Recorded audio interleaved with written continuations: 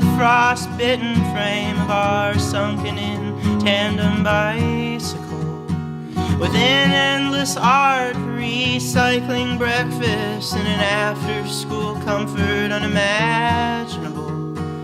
2 costume earrings and 1 matching necklace, and 2 black eyes undeniable. 2 soiled halves of 1 folded mattress, an island on ice, nice and pliable. There on the floor there are 2 bodies tangled by the price of becoming unpriable. They're liable to be.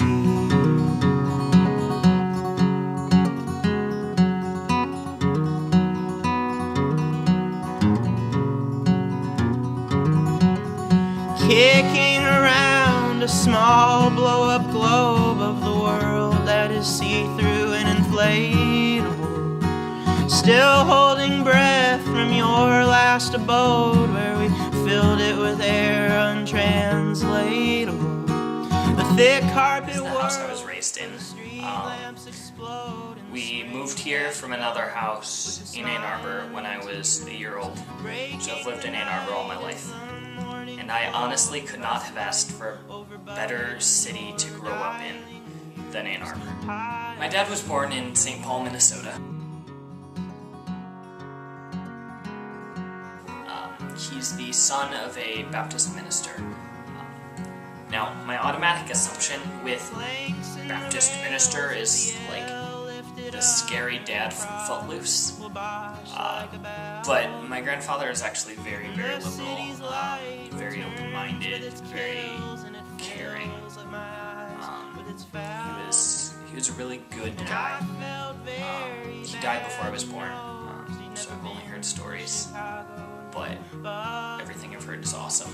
The nature of my grandfather's job was that he would build churches up. He would go to a church that was struggling and work to make it more stable, and then move to another church.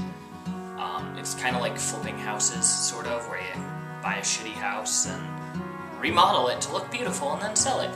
And so, because my grandfather was always moving church to church to church to church, it meant my dad moved a lot. My dad lived in St. Paul, Minnesota, Fargo, North Dakota, Midland, Michigan, Philadelphia, Pennsylvania, and some other places that I'm sure I'm touching the wounds my fingers penetrated, and they brushed and they hushed and they poked about. 3 bobby pins on 1 bedside table. My dad works as a social worker for the Dearborn Public Schools. He meets with kids and helps develop behavior plans and helps to make sure they can focus on school and not have to deal with the extraneous bullshit, family issues or friend issues that they might be dealing with. He has a passion for sailing.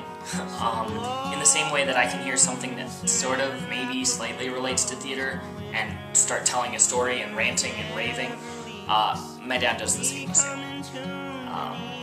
Like, I'll say something like, I just got back from a big sail at the mall, and it will turn into a story about the wind conditions on the lake today and how the race went, which is awesome. It just makes me laugh a lot. My mom was born and raised in Flint, Michigan.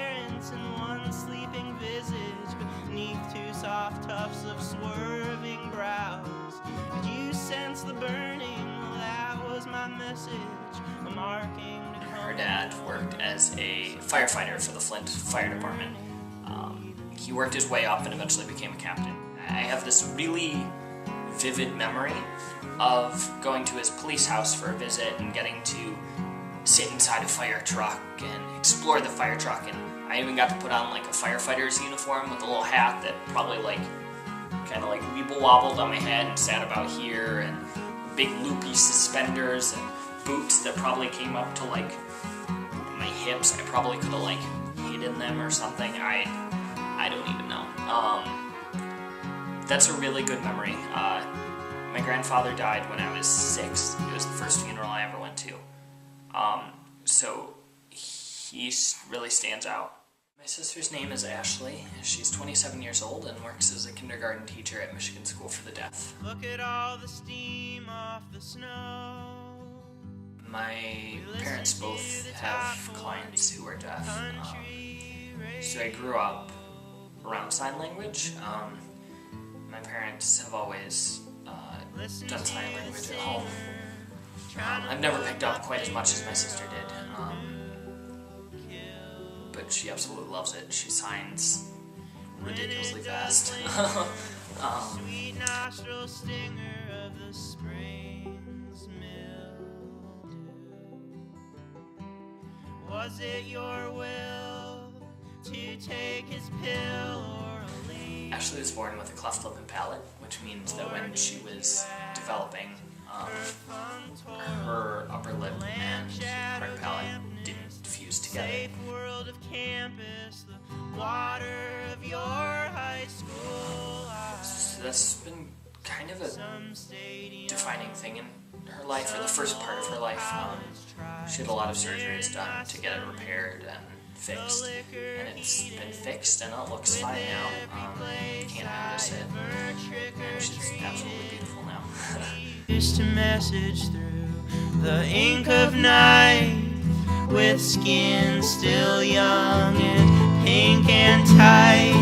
Back when the tongue thrust with all of our young lust, the dimple chin brunettes who make simpleton pets of me. And yes, I'm the heel, but with Peter's keel I will cut through the lily pads, the moping mothers and hillbilly dads, and the billboard dentist from White Lake to